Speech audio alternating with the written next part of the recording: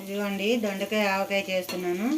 చక్కగా శుభ్రంగా కడిగేసుకుని దొండకాయలు సన్నగా తరిగేసేసుకుని ఉప్పులో వేసి పిండేసుకోండి. పిండేసుకుంటే ఇలా నూనెలో మగ్గ పెట్టేసి నూనె వేసేసానండి. నూనెలో కొంచెం జీలకర్రను ఇంగువ వేసుకుని ఈ ముక్కలు అందులో వేసుకోండి. ఇదిగోండి మగ్గిపోయి చూపిస్తున్నాను. కొంచెం ఉప్పు చాలేదు వేస్తున్నాను. మరి కాస్త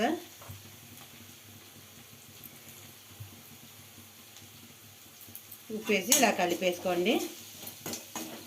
దొండకాయ ఆవకాయకి కాస్త పులుపు కావాలి కాబట్టి చింతపండు నానబెట్టేసుకున్నాను నేను. ఇలా కలిపేసుకునండి. ఇదిగోండి చింతపండు నానబెట్టేసుకున్నా. వేడి నీళ్ళలో నానుకుంటే తొందరగా నానుతుంది. మరి పులుపు కావాలి కదా మరి ఆవకాయలు ఏదైనా, అందుకని ఇలా పిండి వేసుకోండి. సరిపడా పులుపు వేసుకోండి. చింతపండు బాగా పుల్లగా ఉంది, సరిపడా వేసుకోండి. మీకు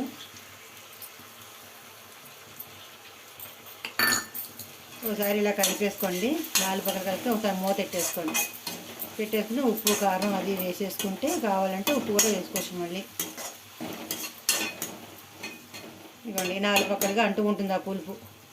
పులుపు కావాలి కదా మరి ఒక్క నిమిషం మూత పెట్టేసుకుంటే ఒక 5 నిమిషాలు అయిన తర్వాత దొండకాయ ముక్కలు దాంట్లో కావాల్సింది ఇవ్వండి. ఆవాలు కొంచెం దోరగా వేయించుకోండి. ఊరికే ఆవకాయకి ఊరికే ఒక చెంచాడు మెంతులు వేసుకోండి. వేయించేసి చూపిస్తున్నా.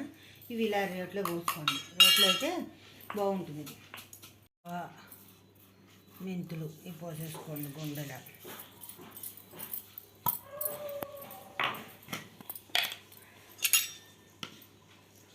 కారం సరిపడా వేసుకోండి చాలు.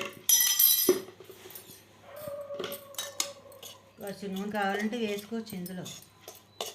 కొంచెం నూనె అయినా చాలు. ఇలా వేయాలి. నూనె అయిపోతే బాగుంది. ఆవకాయ ఇలా వేసుకోండి. ఇది కొంచెం నూనె కూడా పోసాం. మళ్ళీ మీరు కూడా పోసుకోండి. ఉప్పు తక్కువ వేసుకోండి. దొండకాయలకు ఉప్పు తక్కువ పడుతుంది.